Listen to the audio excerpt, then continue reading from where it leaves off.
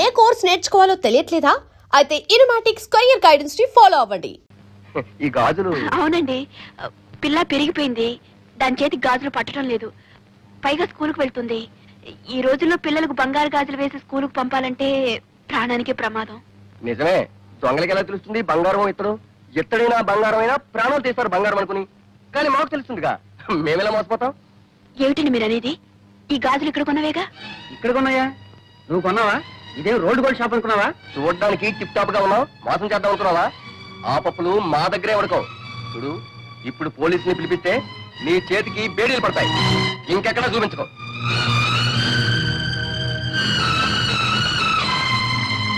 మరి ఇది? అది బంగారమే, ఇక్కడ కొన్నదేనమ్మా. రెండు ఇక్కడే కొన్నవనుకున్నానండి, క్షమించండి. వదినా, ఏమిటి బట్టలు సర్దుతున్నావు? ప్రయాణమా? డాక్టర్ గారు అని మదనపల్లి తీసుకెళ్ళమన్నారు, వెళ్తున్నాం. దుర్గా, మనం మదనపల్లి వెళ్ళడం లేదు. ఏ? నా దగ్గర డబ్బు లేదు. నా దగ్గర డబ్బుంది. ఎక్కడిది? నా పుట్టిన నుంచి తెచ్చింది కాదులేండి. నాకు తెలుసు ఆ డబ్బుని మీరు విషయంలా చూస్తారని. మరి ఇంకెక్కడిది? మీరు ఇంటి ఖర్చుకి ఇచ్చిన డబ్బుల్లో మిగుల్చుకుని దాచుకుంది. సరేనా? నువ్వు దాచుకున్న డబ్బు నీదే అవుతుంది.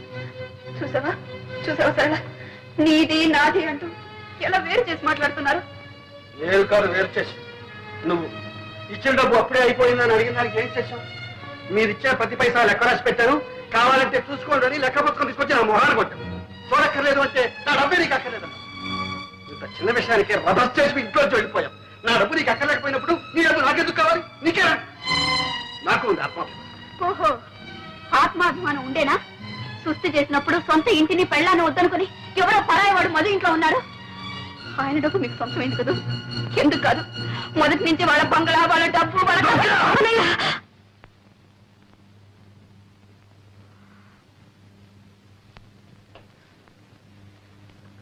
ఏమిటిది? మీరు ఇలా కీచులాడుకుంటుంటే నాకు సిగ్గుగా ఉంది. అడగవే, ఆయన అడుగు. మదనపల్లికి వస్తారా లేదని అడుగు. చావనైనా చస్తాను కానీ నేను రాను. చూస్తారా? చచ్చి నన్ను సాధిస్తారా? సరే, మీ ఇష్టం. చచ్చిపోయిన తర్వాత ఎవరికి బాధ ఉండదు. కొట్టవే, కొట్టు. ఆయనే నన్ను కొట్టడానికి వచ్చినప్పుడు నువ్వెందుకు కొట్టకూడదు? కొట్టు. నన్ను క్షమించు దుర్గా. చిచ్చి, అందరికి నేను లోకు అయిపోయాను. దుర్గా, అది కాదు దుర్గా, అన్నయ్య నువ్వెంత మాట అన్నావో తెలుసా? ఆయన నన్ను ఎంత నిర్లక్ష్యం చేస్తున్నారు. నేను ఎన్ని భరించానో, ఎన్ని దిగమింగుకున్నాను. నీకు తెలుసో తెలీదు, నేను డాక్టర్ని తీసుకొస్తే నువ్వు పంపావన్నారు. దానికి అర్థం ఏమిటి? ఆయనంటే నాకేమీ అక్కర్లేదనేగా. సరే, పొరపాటు అనుకోవచ్చు. నువ్వు పంపినా ఒకటే, నేను పంపినా ఒకటే. కన్న బిడ్డకి ఎప్పుడో బంగారు గాజులు తెచ్చిచ్చారు. అవసరానికి వాటిని అమ్మటానికి పోతే అవి గిల్టు అని తేలింది. ఆ షాప్ వాడు నన్ను ఎంత అసహ్యంగా మాట్లాడదో తెలుసా? లేకపోతే లేదని చెప్పొచ్చుగా. ఎందుకీ నాటకం? ఎవరిని మోసం చేయడానికి? ఆ కన్న బిడ్డనా? అవును, కన్నబిడ్డ. అందుకే ఆ చనువు తీసుకున్నా. నువ్వు కట్టుకున్న భార్యవే, ఆ చనువు తీసుకోగలిగానా? నిన్ను మోసం చేయగలిగానా? ఇదిగో, నీకు ఇచ్చిన ఆ నెక్లెస్ బంగారం. నీకు తెలుసలేదు? తెలుసు. దాన్ని అమ్మే డబ్బు తెచ్చాను. నా దగ్గర నగలు లెక్క. అది మీరిచ్చిన నగ, మీ డబ్బు. దాన్ని వాడుకోవడానికి మీకెందుకు అభ్యంతరం? ఇచ్చిన తర్వాత ఆ నగ నీది, ఆ డబ్బు నీది. నీది నీది నీది ఏమిటి మీరు అనేది? నా డబ్బు మీకు అక్కర్లేదు, నేను తీసుకొచ్చిన డాక్టర్ మీకు అక్కర్లేదు, నా సేవ మీకు అక్కర్లేదు అంటే నేను మీకు అక్కర్లేదనే. నేను మీకు అక్కర్లేదన్నప్పుడు ఎందుకుంటానికి ఎవరి కోసం ఉండాలి? మనసులో చోటున్న మనిషికి జీవితంలోనూ ఇంట్లోనూ చోటు ఉంటుంది. మీ మనసులో చోటు లేనప్పుడు మీ ఇంట్లో కూడా చోటు లేదు. చోటు లేని ఇంట్లో చోటు చేసుకుని బలవంతంగా బ్రతకాల్సిన కల్పన పట్ల.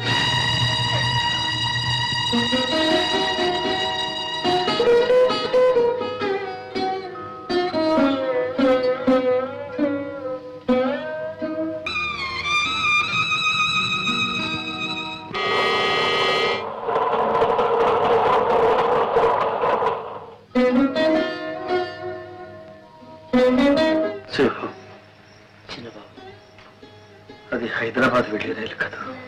అవును, అది నా గుండెల మీదకి వెళుతుంది. దుర్గా ఆ రైల్లోనే వెళుతుంది. రైలు తిరిగి వస్తుంది. దుర్గా ఎందుకని చిదరు రాదు. దుర్గా పిలిస్తే నేనెందుకు వెళ్ళలేదు? అందుకే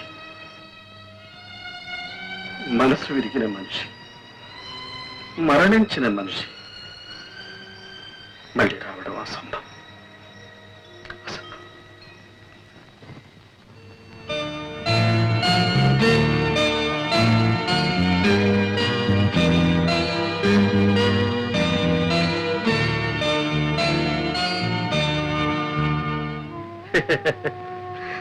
నాకు బాధలు ఎక్కడున్నాయమ్మా? దొరకలేకపోతే నేను ఒక్కడిని ఎక్కడైనా ఎలాగైనా బ్రతకాలి, హాయిగా బ్రతకాలి. దుర్గ లేకపోవడమే నీకు హాయిగా ఉందా అన్నయ్య? బాధ లేకపోవడమే హాయి కదమ్మా. ఒక్క మాట అడుగుతాను, చెప్పన్నయ్యా. నీ అప్పులు, నీ బాధలు దుర్గకి ఎన్నడైనా చెప్పావా? లేదు. ఏ, ఎందుకు చెప్పలేదు? సరే, మొగుడిని ప్రేమించడం వేరు, అర్థం చేసుకోవడం వేరు. దుర్గకు ప్రేమించడమే తెలుసు, అర్థం చేసుకోవడం తెలియదు. ఆమెకి అది చేతగా. అలాగని ఆమెకేమీ చెప్పకుండా అన్నీ దాచుకున్నావు. నీ కష్ట సుఖాలు చెప్పలేదు, నీ ఇష్టాయిష్టాలు చెప్పలేదు. నువ్వేం చేస్తున్నావు, ఎలా సంపాదిస్తున్నావు, ఎంత సంపాదిస్తున్నావో ఆమెకి తెలియదు.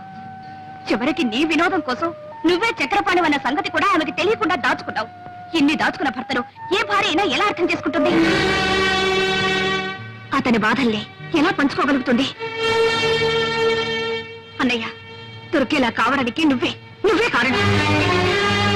నిజమేనమ్మా, అన్ని దాచుకున్నాను, మింగుకున్నాను. 4 ఏళ్ళు తన అర్థం లేని ఆత్మాభిమానాన్ని, అహంకారాన్ని సహించాను, భరించాను. సొంతలు విడిచిపెట్టి అద్దెకొంపుకు వచ్చినప్పుడే చెప్పారు, మీ పుట్టింటి నుంచి ఏమీ తెప్పించుకోవద్దు. వినదా? ఎన్నిసార్లు అన్నది? మీకు వీలు కాకపోతే చెప్పండి, నా పుట్టింటి నుంచి తెప్పించుకుంటారు.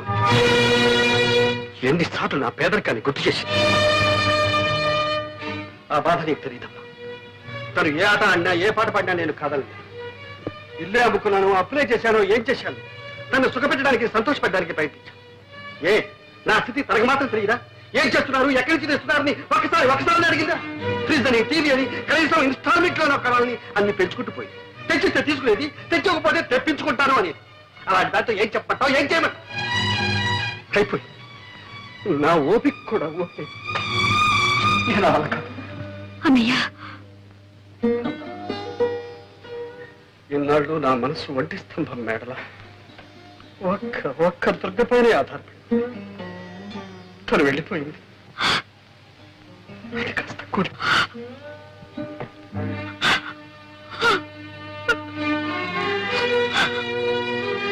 నువ్వెందుకమ్మా కంగారు పడతావు? నేను చచ్చిపోతాను అనుకుంటున్నావా? నో, లేదా, నేను అంత తేలిగ్గా చచ్చిపోలే. నేను గనకపోతే నాకున్న బాధలన్నీ అనాథలై, అందుకని నేను పూర్వం. అమ్మా కవిత, మీ డాడీ రాలేదేమమ్మా? మా డాడీకి ఒకటి జ్వరం, తలనొప్పి. ఏ డాడీ కొంట్లో బాగాలేదా? అవును తాతయ్య. మరి మమ్మీ నువ్వు వచ్చేసరే? మా డాడీ మమ్మీ పోట్లాడుకున్నారు, ఇక రానని వచ్చేసింది. ఓహో, అలాగమ్మా, నీకేం భయలేదమ్మా. డాడీ దగ్గరికి నేను పంపిస్తానుగా. వెరీ గుడ్ తాతయ్య. వెరీ గుడ్, నువ్వు వెళ్ళి ఆడుకోమ్మా. ఏమిటండి ఇది?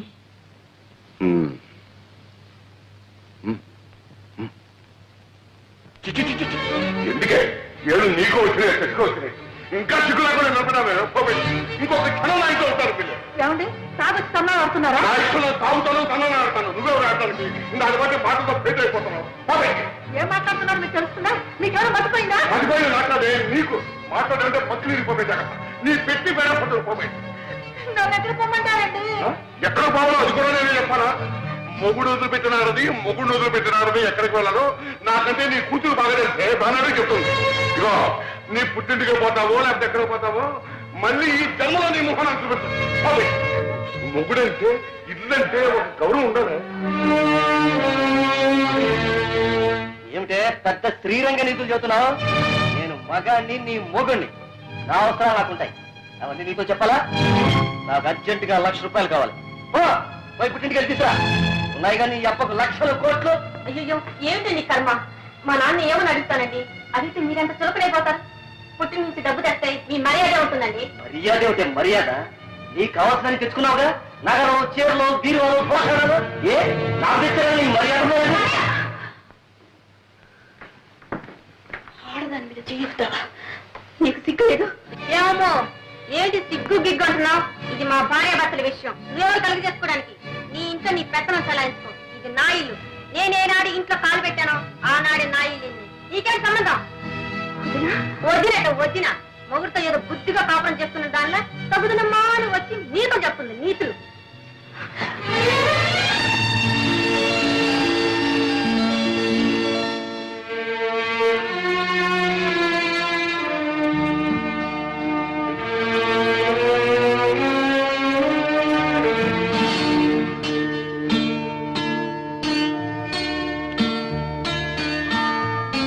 శ్రీమతి దుర్గా ప్రసాద్.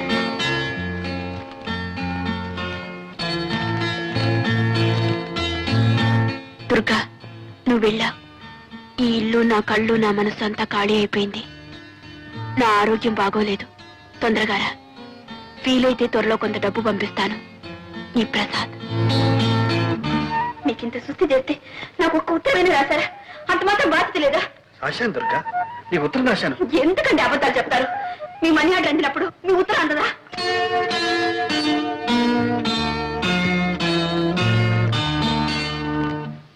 దాంపత్య జీవితం మధురాతి మధురంగా మలుచుకోవాలంటే ప్రతి భర్త, ప్రతి భార్య ఒక్కసారి కాదు 100 సార్లు చదవాలి చక్రపాణి గారి ఆత్మార్పణని. భగవద్గీత ఎన్నిసార్లు చదివినా ప్రతిసారి అంతో ఇంతో కొత్త అర్థం గోచరిస్తుంది, కొత్త ఆనందం కలిగిస్తుంది.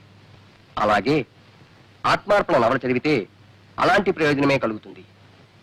మహిళా మండలి అధ్యక్షురాలు శ్రీమతి యశోధర గారికి ఈ ఆత్మార్పణ మొదటి ప్రతిని ఇవ్వటం చాలా సముచితంగా ఉంది.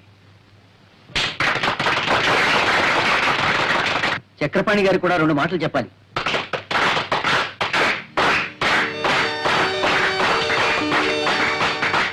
మిత్రులందరికీ నమస్కారం.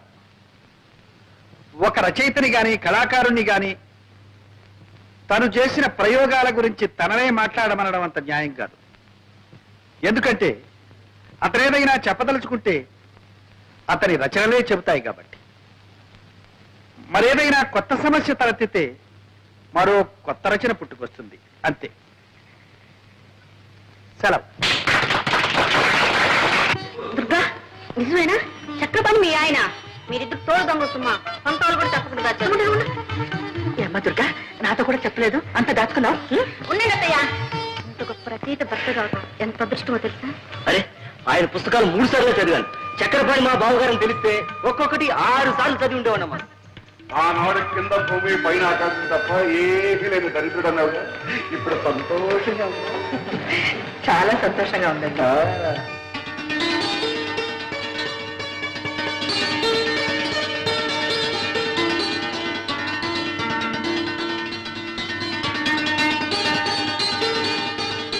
కలం పేరు చక్రపాణి, అసలు పేరు ప్రసాద్. కలం పేరు చక్రపాణి. వాడొక బచ్చ పుట్టి 2 ఏళ్ళయింది. పంది పిల్లల్ని ఏం చూడు, ఒక మందర. కోడి పిల్లల్ని పొదుగుతుంది ఒక 20-21. అట్లా కనిపించిన 10 పత్రికలను రాసి పారేస్తున్నాడు. ఏదో చెప్ప.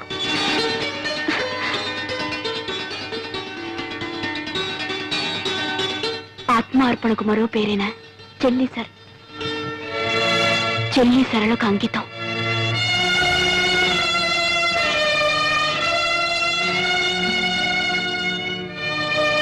ఈ నవలకు జవం జీవం. నా అర్థానికి దుర్గా.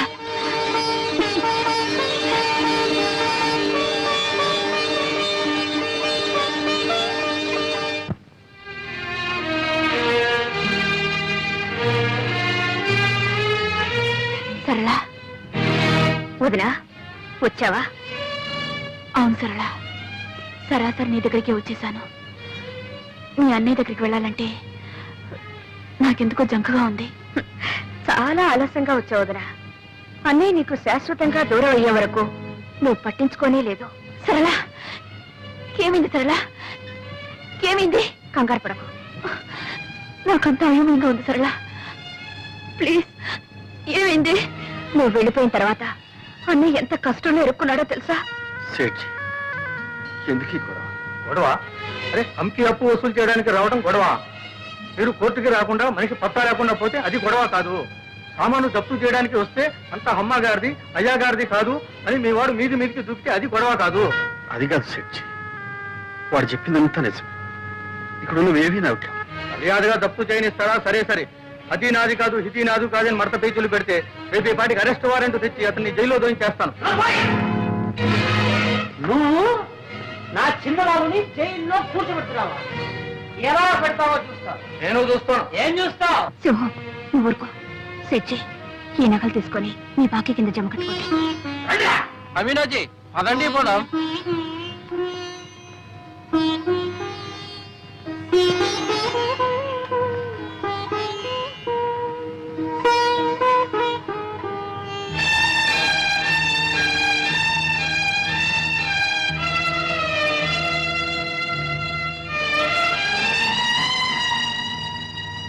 సరళ,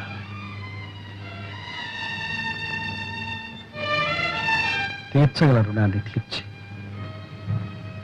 తీర్చలేని రుణాన్ని నాకు మిగిల్చావా? అన్నయ్య అంత బాధలో కూడా నాకు కబురు చేశాడే గాని నీ పేరు తలపెట్టలేదు.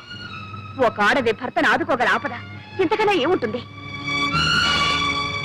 వదినా, నువ్వు ఒకప్పుడు అన్నావు చోట్లేనింట్లో చోటు చేసుకొని బలవంతంగా బ్రతకడం కట్టి వెళ్ళిపోవడం మంచిదని. ఇప్పుడు నేనంటున్నాను నువ్వు వెళ్ళిపోవడమే మంచిదని. నీకెదురయ్యే అవమానాన్ని నువ్వు భరించలేవు. సరళా, అవునుదిరా, ఆత్మాభిమానం అనేదానివి. ఆత్మాభిమానం అనే పేరుతో అహంకారం పెంచుకున్నావు. కానీ ఆత్మాభిమానం అంటే ఏమిటో నిజంగా నీకు అర్థం తెలియకుండా పోయింది. భార్యాభర్తల మధ్య కావాల్సింది ఆత్మాభిమానంతో పాటు అవగాహన. ఆ అవగాహనే ఆత్మార్పణం. ఇదిగో నా నగలు కాదు, నా అహంకారం. నీ నగలు విడిపించుకో. నేను నా స్థానం పోగొట్టుకునుంటే దాన్ని తిరిగి సంపాదించుకోగలను. నేను ఎన్ని తప్పులు చేసినా ఆయన నన్ను క్షమిస్తారు. నాకు ఆ నమ్మకం ఉంది.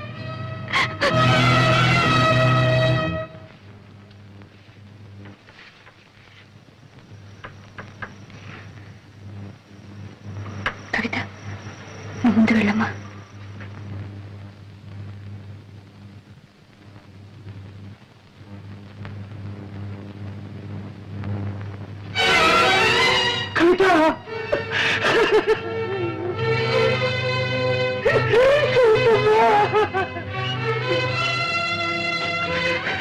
అమ్మ రాలేదమ్మా. అమ్మ వచ్చిందా?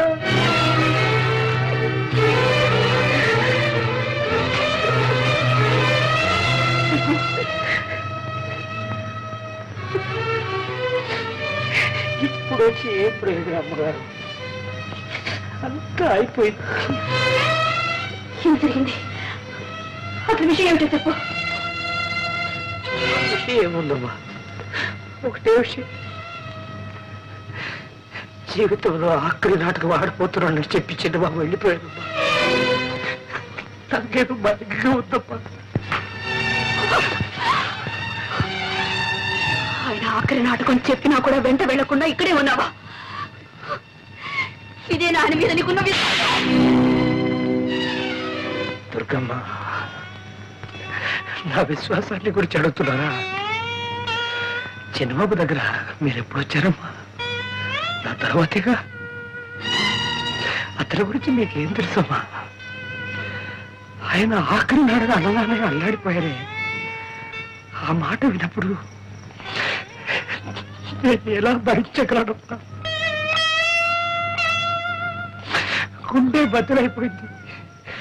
నా మనసు ముత్తుబారి రాయిలా ఇక్కడ పడున్నా.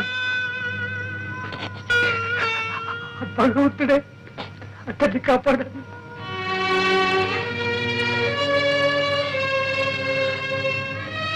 నాటకం ఎక్కడ? కళాభారతిలో